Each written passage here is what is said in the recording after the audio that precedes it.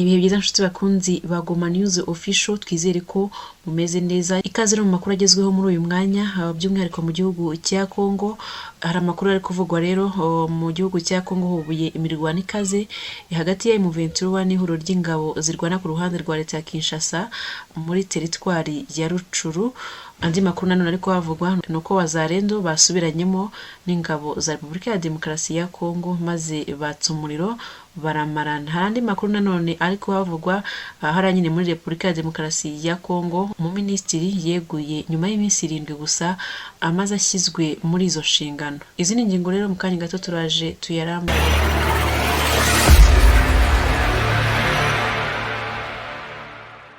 Twongere tubaye ikaze nanone muri aya makuru yacu ku buryo burambuye.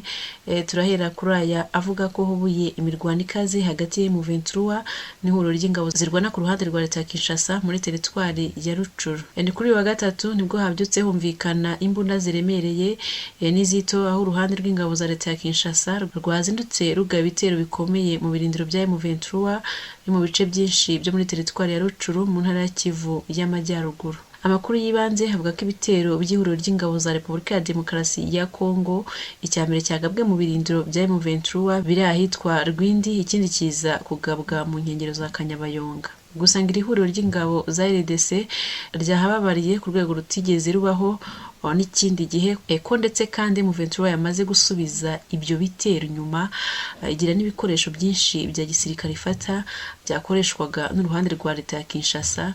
Amakuru nk'uko akomeza abivuga nyine nuko ingabo zo ku ruhande rwa leta ya Kinshasa rwapfiriye gushira ni mu gihe zaguye bitunguranye mu gice cya M23 ubwo zavaga Ikanyabayonga zijya muri Rwindi. Byanavuzwe kandi ko mu mirwano yabereye mu nkengero za centre ya Kanyabayonga, uruhande rwa leta ya Kinshasa rwahakubitiwe inshuro mu buryo budasanzwe, aho M23 yarashemo ibibombo bikaze birangira uyu mujyi ubayemo igicu cyinshi kivanze n'urwijiji, nk'uko abaturage baherereye muri ibyo bice bakomeje babitangaza. Iyi mirwano yabaye mu gitondo cyo kuri wa gatatu yavuzwemo ubukana budasanzwe ndetse inavugwa kubabara gukomeye ku ruhande rwa leta ya Perezida Felix Tshisekedi.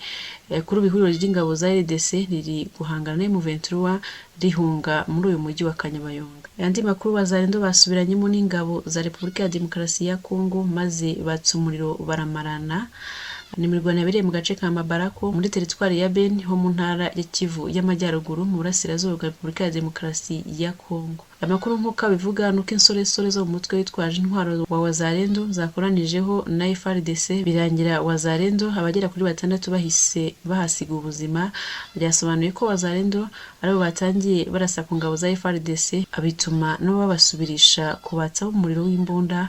Iyi mirwano rero yaje ikurikira iy'abasirikare ba FARDC babiri bishwe na Wazalendo bicirwa muri teritwari ya Rubero mu cyumweru gishize. Wazalendo ni itsinda ry'abitwaje imbunda bagizwe n'abahoze mu nyeshyamba n'imitwe y'iterabwoba irimo CMC, EPCLS, Parekov, NCDL9 na FDLR. Perezida Felix Tshisekedi yigeze kubazwa ku rugomo n'ibyaha bikorwa na Wazalendo. Icyo gihe yasubije ko abashinja Wazalendo ibyaha ari abatazi kuri ndetse n'imiryango yabo banyuzemo. Yagize ati, bamwe muri bo babonye ababyeyi babo basambanywa, bicwa cyangwa bacibwa imitwe. Ntabwo ari abantu batekereza nkawe nanjye.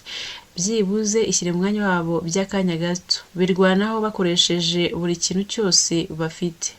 Gusa byaje guhinduka kuko ubu abo nibo basigaye bakozanyaho n'ingabo za RDC cyangwa se bakiba abaturage ibyabo ndetse bakanabica. Major General Peter Kirimwami uyoboye Kivu y'Amajyaruguru aherutse gusaba izi soresore kudakomeza kwica no guhohotera ikiremwa muntu. Tuributsa ko Wazalendo baheruka kandi kurasa ingabo z'umuryango w'abibumbye zari mu bice byo muri Butembo. Andi makuru ari kuvugwa mu gihugu cya Kongo, muri Repubulika ya Demokarasi ya Kongo nyine umuminisitiri yeguye nyuma y'iminsi 7 gusa amaze ashyizwe muri izo nshingano. Ni Minisitiri Stephanie Mbombo Muamba wari umaze icyumweru kimwe atangiye imirimo, avuga ko yeguye ku mpamvu ze bwite nk'uko ibi byemejwe n'ibiro bya Minisitiri w'Intebe w'iki gihugu. Byagize biti, Minisitiri w'Intebe yamenyesheje Perezida Felix Tshisekedi ko Minisitiri Stephanie Mbombo Muamba yeguye maze namukuraho izo nshingano zo ku rwego rwo hejuru. Stephanie abinyujije ku rukuta rwe rwa X yavuze ko yafashe uwo mwanzuro uremereye ku mpamvu ze, byongeraho ko akomeje gushyigikira perezida uriho kandi ati nifurije intsinzi nyayo guverinoma ya Judith Suminwa yagiye kuri uyu mwanya avanwa aho yakoraga nk'umujyanama mukuru w'ibiro by'umukuru w'igihugu ku bijyanye n'ibidukikije.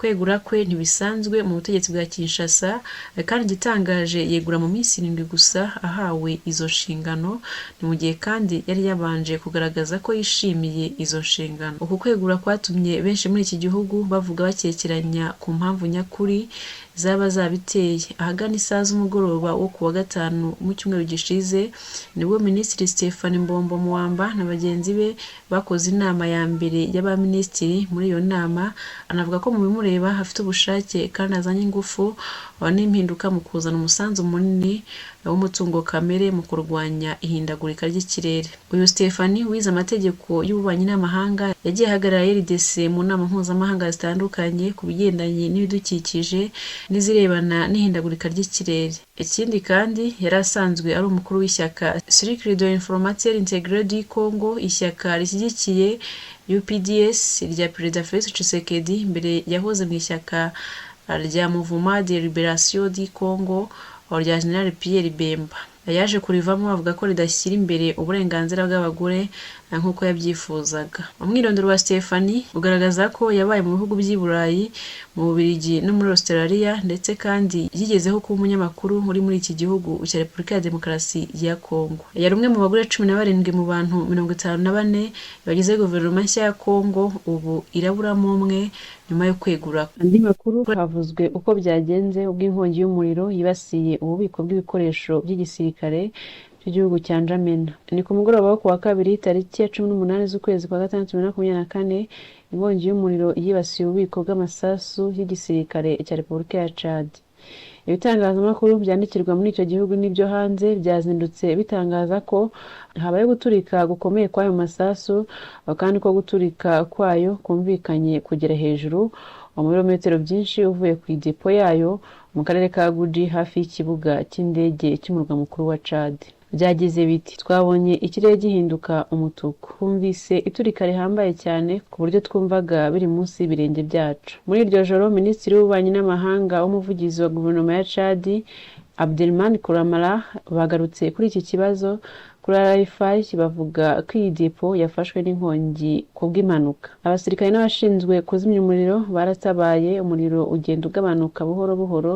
Perezida Mohamed Idriss Déby yatangaje akoresheje urubuga rwe rwa Facebook ko hari abapfuye n'abakomeretse. Ati inkongi y'umuriro mu bubiko bw'amasasu yangije abantu n'ibintu, amahoro ku bugingo bw'abapfuye, twihanganishije byimazeyo imiryango ifite agahinda, ndetse turabasabira gukira vuba abakomeretse. Perezida Mohamed yanavuze ko hazakorwa iperereza kugira ngo hamenyekane icyateye inkongi y'umuriro ndetse n'abagomba kubibazwa. Ndashimiye cyane mwe tubanye muri aya makuru. Amakuru yacu nakagaruka, mukomeze mukore subscribe, like, share na comment kugira ngo mujye mubona amakuru yacu yose.